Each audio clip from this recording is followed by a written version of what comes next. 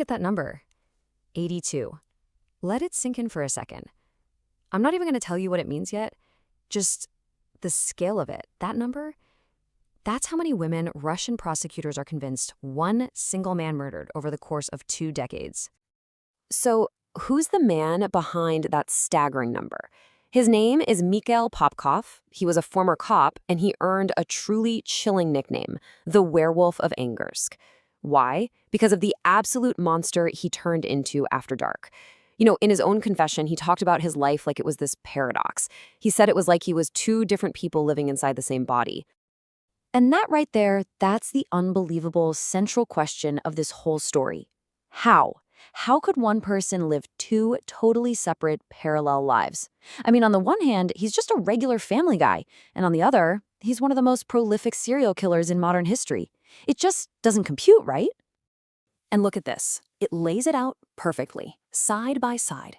You've got the family man, kind father, good husband, respected cop, the guy everybody knew. Then you've got the monster, the brutal sadist who used his own police car to prey on women. And the craziest part? These aren't 2 different guys.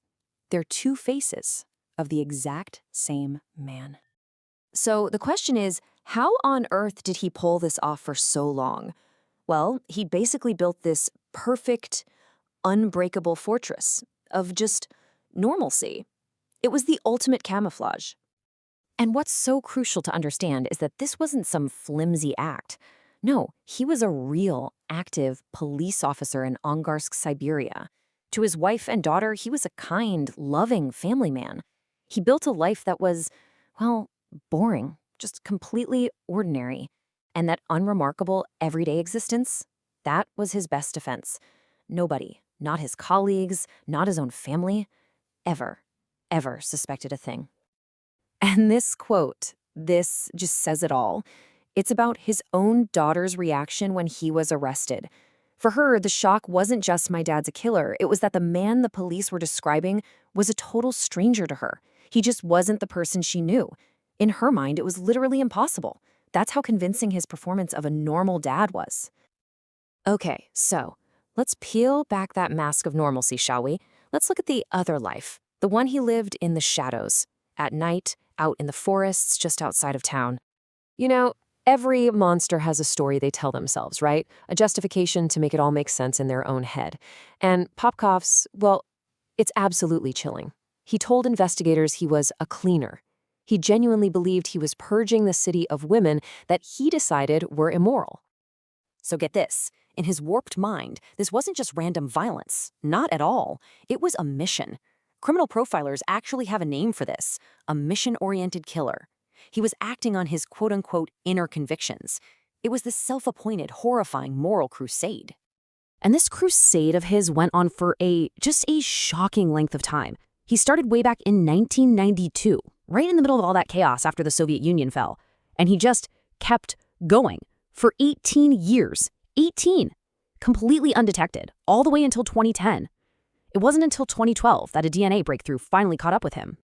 His methods were just as brutal as they were specific. He'd prey on women walking alone at night, offer them a ride, sometimes in his actual police car. He raped most of them, and then killed them with this horrifying toolbox of weapons. Axes, knives, screwdrivers. He even told police he deliberately avoided using guns or strangling them. Think about that. It shows this chilling, up-close, hands-on kind of violence. So for almost 20 years, right, he kept these 2 lives on totally separate tracks. They never ever touched. But then, one night, in the year 2000, they came terrifyingly close to just colliding. It was the night his mask almost slipped right off for good. Because this time, one of the victims wasn't some random stranger. It was his own daughter's music teacher, his daughter Katya's teacher. Can you even imagine? This was a massive breach in that wall he'd built between his 2 separate worlds. And on that very same night, he makes this incredibly careless, almost fatal mistake.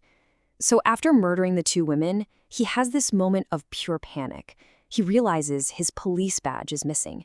He races back to the crime scene, and when he gets there, he finds one of the victims is still alive, a witness who could expose everything. But instead of running, he just calmly grabs a shovel and finishes the job. He's silenced her forever, forcing that mask right back into place with one final brutal act. But of course, you can't keep a mask like that on forever. It's just not possible. Eventually, DNA evidence caught up with him, and it connected him to the crimes. The loving family man was revealed for what he really was. And when that mask finally came off, wow, the fallout was just devastating. And maybe the most chilling part of this whole legal process was the official finding. Psychiatrists, the court, they all agreed he was legally sane. What that means is his actions weren't because of some mental illness. No, they were conscious, deliberate choices made by a man who knew exactly what he was doing. And Popkov basically admitted it. In court, he showed absolutely zero remorse, just calmly and defiantly said he did it because of his inner convictions. So what about the family that loved this man? Well, at first, his wife and daughter, they just flat out refused to believe it. How could they? It seemed impossible. Since he was convicted, they've had to move away, change their names. I mean, their entire world was just shattered. His daughter, Katya, has said that one day she wants to face him, just to look him in the eye and try, somehow, to understand. When you look at the whole story of Mikhail Popkov, it really forces us all to face a deeply unsettling truth. The monster isn't always some shadowy figure hiding in a dark alley. Sometimes it's the man next door, the loving father, the respected police officer. And so this whole thing leaves us with one final, really disturbing question. Is it actually possible? Can evil really hide so perfectly and for so long behind nothing more than a simple mask of being normal?